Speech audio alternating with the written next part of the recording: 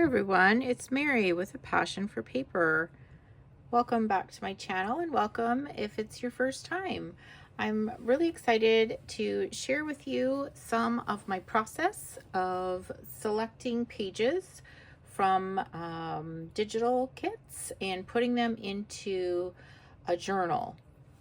So I have some beautiful images here from Bontik Vintage Designs, and I will link the kits below. I love these Eiffel Towers, so I sprinkled a few of those in here. There is an Eiffel Tower kit devoted to just all beautiful vintage images of the Eiffel Tower, which is so fitting since the Olympics is in Paris right now, so I wanted to just share those.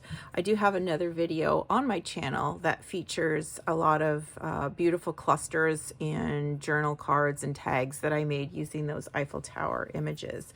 So I'll link that below. But today I wanted to focus more on these beautiful pages. So these are images from the Shabby Vintage Flowers kits, and I will link the kits below that I used. I love these extra things on the sides.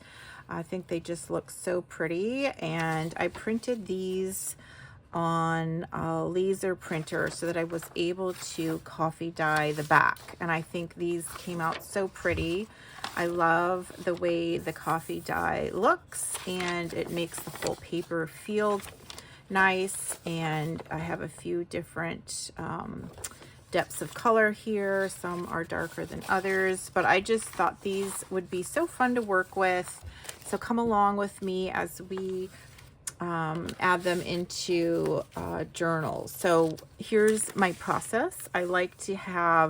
I just have several stacks of these folded coffee dyed papers, some of which are more grungy than others, and these are not bound, but as I'm going through working with different papers, I like to kind of fold them and put them in these beginnings of journals, and that's how I like to do it. So just wanted to share with you some of the process. What I do is I'll show you this one first, and this has some grungy coffee dyed paper on the front of it here, and I have a coffee dyed envelope, some beautiful vintage antique French book page. It looks like the half title page, some coffee dyed French ephemera. This is from some craft paper, and it also has been coffee dyed and hand torn, and just a pretty basic coffee dyed paper. This is actually an original from a ledger book from the 1930s, and it's basically something that I've put in here that was torn from a larger page. This was something cool I just came across recently, The Wedding Banquet, a folk song. And it was just a piece that was in one of the vintage music books that I had purchased at a used book sale. And it was just tucked in there. Someone had typed it, and I loved the patina on that paper. And the typing is really cool. And then just another coffee dyed page. So what I like to do is just mix in some things. Like already I can see these colors are gonna look great in here. So I'm just going to look for a good spot to put this.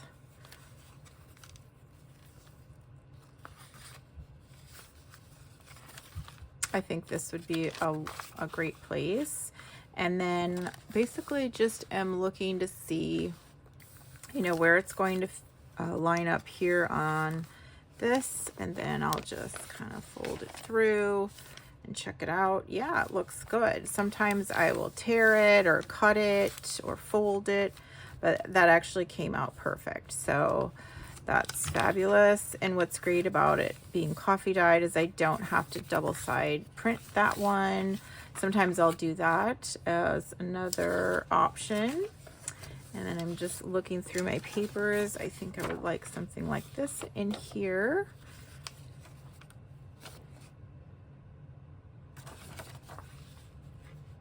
Another idea would be to fold it this way and make a short page. And it would be like that, which is kind of cool too. I have lines going this way and that way. Or I could do just another similar one. I could push it right out to the edge, bring it back. Could bring it back quite a ways and then fold it. So the tricky thing is being able to see what that's gonna look like with this. So what I would do here is just kind of estimate how much is gonna come out.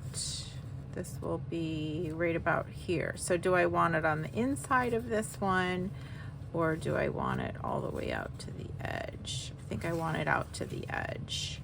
So I'm gonna go ahead and do that. And make a little fold here so I know where the crease is, but then I'm going to move it so that I can actually see exactly where those ends line up, so it's a straight fold. And you can see it doesn't have to be even. It's just all in how you want it to lay on this page. And I wanted it to go out closer to the end. Then I'm going to put this so it stops a little short, and I like the way that looks. So that's just kind of a process, a way to just gauge you know, how the pages are going to go and how they're going to look in the finished journal. Now here is another page that I want to put in, but again, I don't think I'll put it right there because I like the way this one looks. So that's great. We'll just keep going. And sometimes when I like to just sit and do pages, and so then I'll add more pages to this one because I feel like, okay, this one's really getting going. And so maybe I'll take a look through here and see what I might want to put in. Now this is a lot thinner, but I kind of like mixing and matching the pages. This one's kind of cool because it has numbers. So let's see if I could put this in here. And then I also decide, like, do I want it higher? Do I want it lower? Am I gonna stagger it? And those are all fun things to try. And then I might just reach over here. I have French and English dictionary page that I could add in here. I'm just gonna keep building up my pages. So we'll put this in here.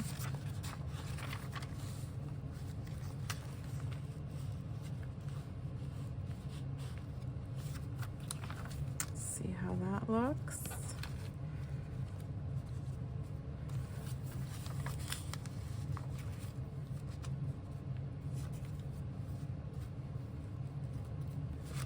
And I'm just gonna see. Now, I could fold this or I could tear it. I don't want it sticking out that much. Kind of like that word Illuminati there.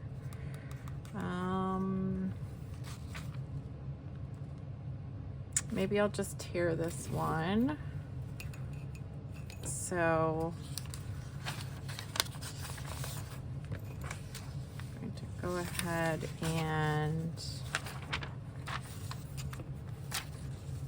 line this up. Just give it a little tear. There we go.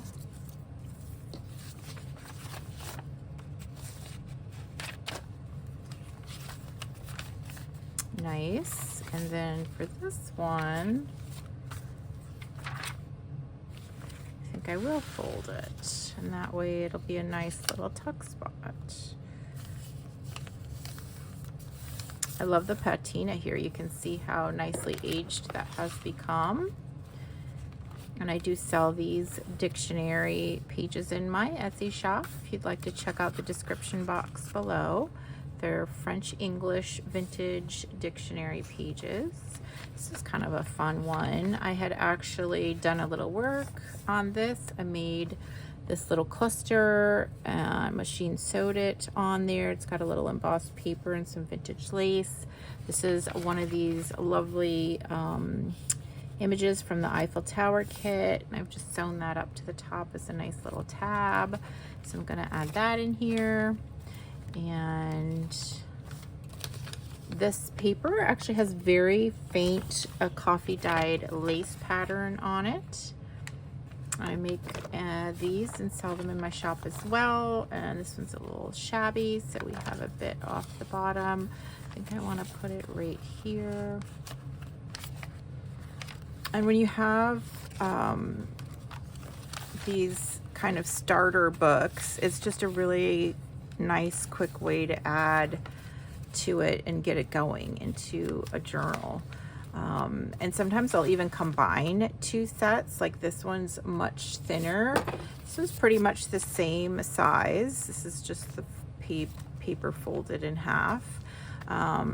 So I will use some from here, and also this one is a smaller one, which is kind of fun to have differing size pages. So definitely want this one because I'm loving the Paris theme right now. And here's another coffee dyed paper that I have created.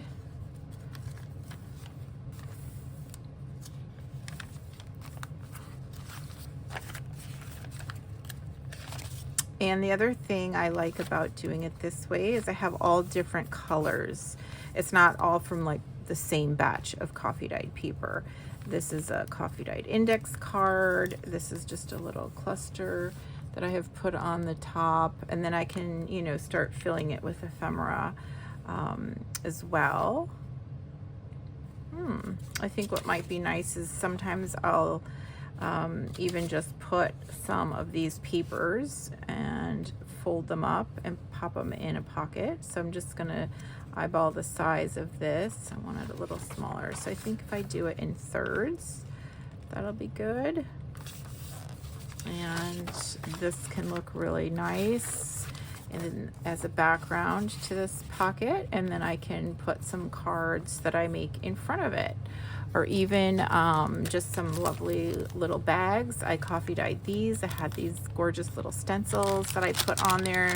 So this is a double dye process. So it's a coffee dyed bag, and you can just kind of tuck that in there. And then maybe here's a little index card, coffee dyed with just a little lace and sari silk sewn at the top. And I sell these in my shop. Sometimes I have the decorated ones. I think they might be sold out right now, but just, you can see how quickly the page can come together. And I would probably just put another little something here. Probably not a label with that, but just a little something you could make, you know, and tuck in there. But I just love working. This is kind of my way to get going. And if I see like, okay, here's 2 plain pages, I might want to grab another page to put in here. And I just love the scrolls on these images. I think they're so beautiful. And again, you can kind of put the crease there so you know where it is, and then do it for real by matching up the edges. And I think I really liked this one to be less, and then this one can be folded in for a nice little tuck spot. And then when I'm folding it in, I might put the glue right then in here to do the tuck spot, or I might just leave it because I might want to fold it and then fold it out. So let's add something from here. This one I'm not going to move because this is artist paper. It's thicker. This is a vintage sewing pattern, but it may not be old enough for the theme I've got going with numbers. That's cute. I had a little sign in there, so I must have been saving those for something, and I think I am going to just move those to the side. These are all with numbers. Okay. And I already have one with numbers, so I think, oh, maybe I won't. This one might be. Yeah, this could work. because I do like varying the sizes quite a bit. Like this is, I like this because we've got some different sizes going on here, and I will have to find a way to put this in there. So I just really like the color of it. It's got a beautiful patina there. Maybe just pop this in here. See how that looks. Well, I do like to stagger them so you can see a little bit of this behind there, but it's actually too similar, so I'm not going to leave it there. I'll put it in a different spot. And I like the way this is dark and it kind of matches that part. Could always put it here. I think that looks good. Ooh, this is a good spot to break it up. I want to put it on this side, so that looks nice. And let's see what else we could pull in from this pack. Now here we've got, I love these pattern pages, and I often will just cut them into little sizes, and I love the little scissors. This is some more coffee dyed. I make that with stencils. This is really pretty. See a lot of sewing things. Now I like this because it's already got a built-in fold out thing, which I don't have a lot of those, so I think I'll go ahead and put that in. And these are beautiful. I'll put one of these in. Is this the one I did? Yeah, so this was cool. It just had a little tear in it, and so just to kind of highlight that and make some visual interest, I just folded each of the sides down, and I just thought that came out so fun. I love those shabby kind of torn things. Kind of want to make that a little smoother there, but yeah, I think that looks so nice. You can see the different color shading. This I love because it does have the coffee dyed pattern on there. So let's go ahead and add these, because I really like the way this came out.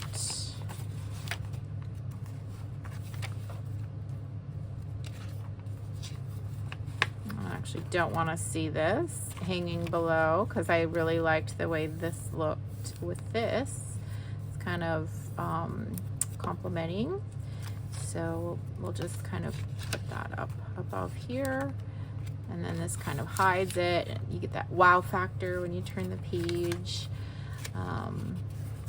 What is this? This is the one with the fold out, and the fold outs are on both sides, so I really like that.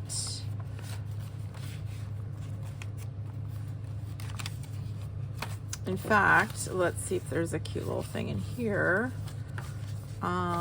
This is very, you know, plain, but this one I love because this could really show a nice contrast here. So I'm gonna add that in. Just love how that breaks up the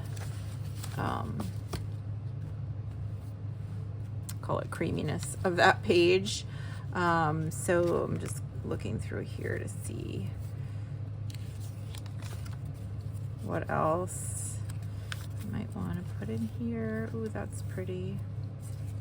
That is white acrylic paint on stencil, and here's some of that faux tape. Ooh, I love this. This is the Eiffel Tower stamped on an authentic French book page. I'm going to see if I can add that in there. And I really like the color on this. Let's see. We could do something like that, perhaps. This looks like a good spot for it.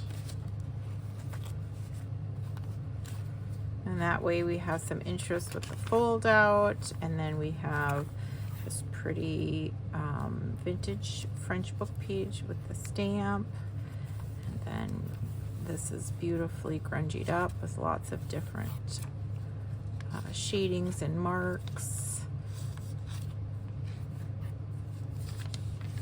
And that way you can see how you can just start with a very small number of pages, and already, you know, I've got a pretty good sized journal going here. Pretty happy with that. And then from here, I like the inside spread. I might even do something like that. And then when I sew it, it would look like that, which is very pretty. The other idea I had was just kind of, you know, putting it here and making a little double pocket. I like that idea too. So lots of fun ways to work it, but just thought it would be fun to come on here and take a look. Let's just see what we've got so far. Just kind of putting more pages into this journal, and I've got like the vintage floral pictures and the French vibe going on, and a lot of neutrals, and mixing in these beautiful vibrant florals with the neutrals. I think looks so nice. So I love the scroll work, and again, I'm gonna keep adding things, but just think this is a great start, and I really like how this came out. I think that's so pretty to put those together and see these patterns, especially with all the different coffee dyed papers. This one's a little grungy and different sizes, different shapes, and so I think this is a pretty good start. This is an authentic page, so I might have to actually reinforce that a bit because it's already kind of tearing. Some of those old papers don't hold up as well, so I often reinforce it with some of my masking tape that I created to look like it's old, or even washi tape. And so let's just take a quick look. Here's that pretty cluster that was on that page, and it just gives you a little idea of another way to build out your pages and get some more ideas for starting off a journal and mixing in some beautiful digitals. I will link the Bontik Vintage Designs Etsy shop below. I have a coupon code for 50% off that I will put there, but I was actually just over to the website, and right now I think it said it was actually they're running a sale for 60% off, so that was pretty cool for the next 7 hours. So hopefully one of those discounts will work for you, and you can get not only these beautiful flowers but also these fabulous Eiffel Tower designs. So thanks so much for watching. I hope you found some inspiration, and until next time, take care. Bye-bye.